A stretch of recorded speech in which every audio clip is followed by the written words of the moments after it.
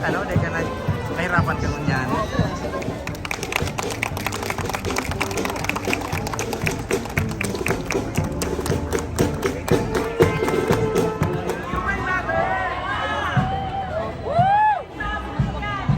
May rep pa.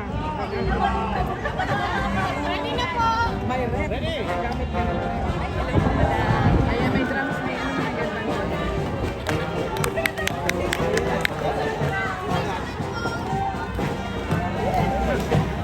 Anong position po?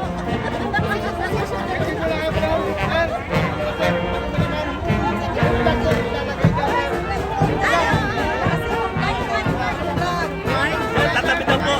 Tatabi na po.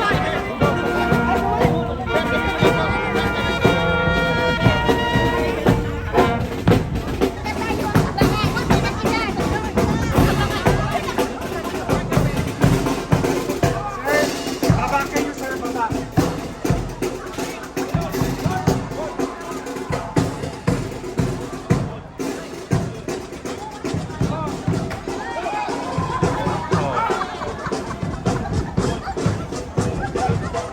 Matatamaan kita.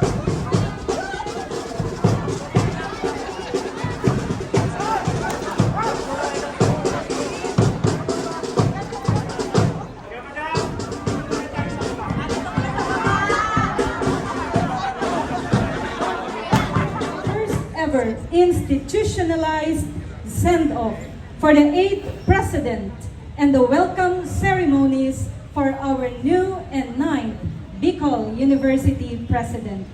Ito ay isang pagsalubong na puno ng saya, pasasalamat at pangarap. You have just witnessed and participated in the recorrida, a happy yet solemn welcome, a symbolic representation of the willingness of the entire Bicol University family to walk with the new BU President as we take on another journey in passing on the torch of leadership for Bicol University. It is also a meaningful moment of gratitude to the 8th BU President whose term of leadership ends today. To formally start this significant event, let us all rise and sing with fervor the Philippine National Anthem, to be followed by the Bicol University hymn, accompanied by the BU Marching Band.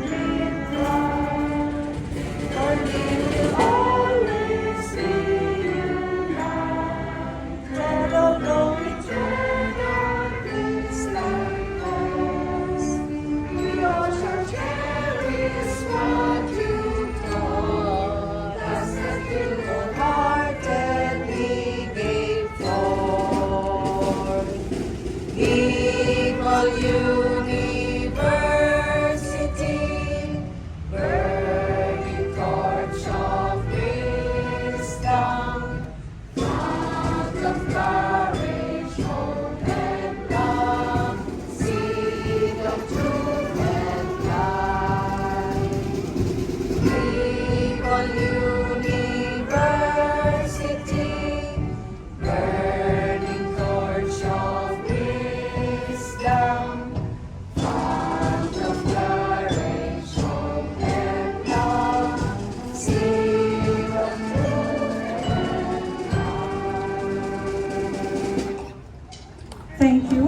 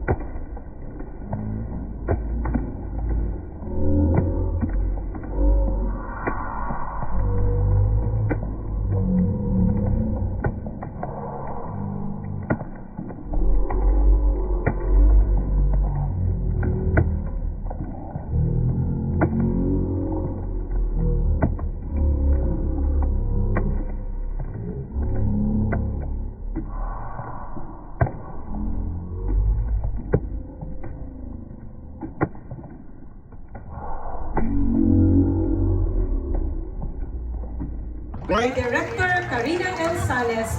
Once again, another round of applause, please. And thank you, Director Karina, for the surprise dance number and performance. At this juncture, please welcome the Secretary of the Office of the Bicol University Board of Regents, Attorney Norly P. Reyes, to formally introduce to the Bicol Dr. Baby Boy Benjamin de la Peña Nebres III.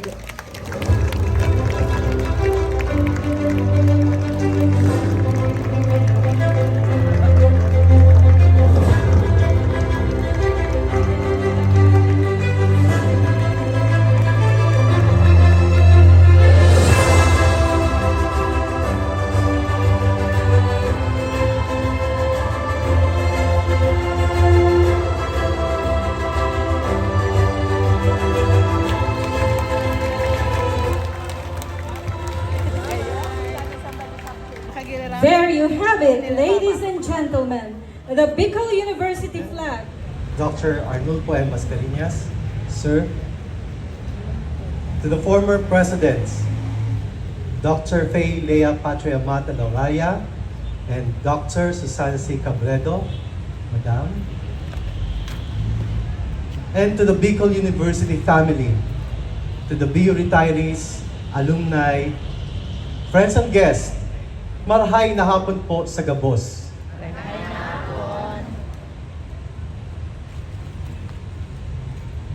Everything still feels surreal. I still feel like I am in an extended dream. The truth is, the road to BU presidency began as a dream for me. I thank Dr. Noli for planting the seed of this dream as I watch him ably navigate the reins of leadership for Bicol University family. On the wings of faith and the vision of a dream, I was brought to this moment. Today, my dear Bicol University family, I stand before you humble and grateful, accepting the challenge of leading the resilient Bicol University family into a promising future. It is not an easy task. After all, it is easier to dream and harder to do. Definitely, there are giant shoes I have to fill in. There are giant footsteps I have to tread. But I have just the right amount of apprehension. It is enough to propel me to dream big for Bicol University and to do every possible good I can do. Together with you, my beloved Bicol University family, so that we can continue to sustain the gains, build more milestones, break barriers that hinder the full potential of Bicol University as the premier state university in the Bicol region. Join me as we work together to continue the legacies of the past and build on the vision of a University of Humanity, pamantasan para sa sangkatauhan, characterized by productive scholarship, transformative leadership, collaborative service, and distinctive character for sustainable societies. Guided by our abiding faith in divine providence, in ourselves, and in one another, we will build our dreams, journey towards our vision, and ensure an inclusive and sustainable Bicol University. Pinakamamahal kong mga kasama, kapamilya, dito sa Bicol University. Sikapin nating maabot ng may magandang hangarin ang isang panibago at makabagong bukas. Join me because the best always starts with you. Because BUSU, Bicol University is us. Diyos mabalos po.